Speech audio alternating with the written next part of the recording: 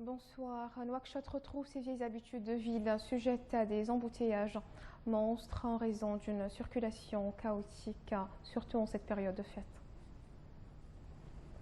L'ancien dispensaire du Ksar, communément appelé dispensaire El Hajj, a perdu de son lustre d'antan, aussi bien en ce qui concerne le niveau d'affluence, la qualité des soins que la réputation de l'institution. L'État entreprend de le renouveler. Près de 6 mois après la signature de l'accord d'Alger, les réfugiés maliens en Mauritanie n'ont toujours pas regagné leur village de l'autre côté de la frontière. Bonsoir et bienvenue. Près de 6 mois après la signature de l'accord d'Alger, les réfugiés maliens en Mauritanie n'ont toujours pas regagné leur village de l'autre côté de la frontière. Confrontés à la sécheresse, ils peinent à trouver une aide constante. La situation dans le camp de Mbera en Mauritanie a connu plusieurs dégradations, et cela depuis le début de la crise politique au Mali. Les pluies torrentielles ont détruit une grande partie des campements. Selon les ONG, près de 50 000 réfugiés maliens sont vulnérables par l'interruption de l'aide alimentaire dans leur camp du sud-est de la Mauritanie. Une hausse importante de la malnutrition aiguë, notamment chez les enfants de moins de 5 ans et les femmes enceintes. En cette période de fête, le même scénario se répète avec sa cohorte de problèmes collatéraux classiques. Embouteillages, grande foule dans les marchés, particulièrement les carrefours autour des grands marchés de la capitale. Reportage d'Adama Operaono. En cette période de fête du Mouloud, la naissance du prophète Mohammed, paix et salut sur lui, la crise de la circulation routière avec ses embouteillages monstres ne cesse de s'accentuer, surtout dans les carrefours à proximité des marchés, une situation que les automobilistes expliquent par l'affluence des clients et le nombre ahurissant de revendeurs et de colporteurs à même les rues entourant ces centres névralgiques de la capitale que sont les marchés, sans oublier l'absence de panneaux de signalisation et le manque d'espace, ce qui n'offre guère de choix aux conducteurs. L'absence des agents de la sécurité routière et de la police accentue le problème, ce qui pousse les usagers à demander une présence plus accrue des brigades bleues à chaque carrefour afin de réguler une circulation qui en a bien besoin. Certes, le tableau est classique en période de fête, mais les usagers exhortent les autorités à veiller au grain, sans quoi le problème pourrait s'aggraver aux grandes dames des citoyens que la fatigue consécutive à une semaine de dur labeur, la hausse des prix et l'incurie ambiante risquent de rendre aigris.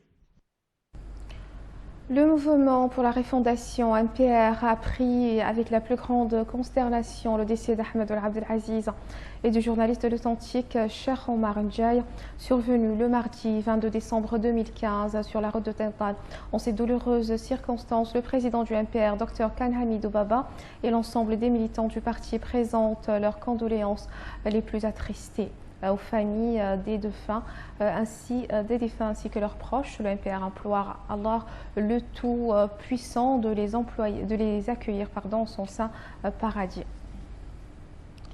L'Alliance populaire progressiste, son président, ses instances dirigeantes, ses militants et militantes présentent leurs condoléances attristées au président de la République, son Excellence Mohamed Abdelaziz, et sa famille, qu'Allah accueille en son saint paradis. Comme il souhaite un propre rétablissement aux deux blessés Daouda Suleiman Correa et Ahmed Oultaro. IRA Mauritanie présente également leurs condoléances au président de la République et à la famille du jeune et talentueux journaliste Cheikh Omar Ndiaye. Le vieux dispensaire du Ksar, communément appelé dispensaire El Hajj, a perdu de son lustre d'antan, aussi bien en ce qui concerne le niveau d'affluence, la qualité des soins que la réputation de l'institution. Pour y remédier, les autorités ont fait procéder à la réfection du dispensaire et à son extension. Un reportage de Mohamed Yahya Abdelwadouda. Le vieux dispensaire du Ksar, dit El Hajj, fait partie des plus anciennes structures médicales de la capitale. À travers sa longue histoire, il a eu à offrir de nombreuses prestations à la population nouakchottoise, au point d'être un exemple de la qualité des services, non pas en vertu de la qualité du matériel ou des services, mais en raison de la compétence du personnel et de sa persévérance. En effet, le dispensaire a pris le nom d'El Hajj, un ancien infirmier expérimenté, passé maître en matière d'excision des garçons.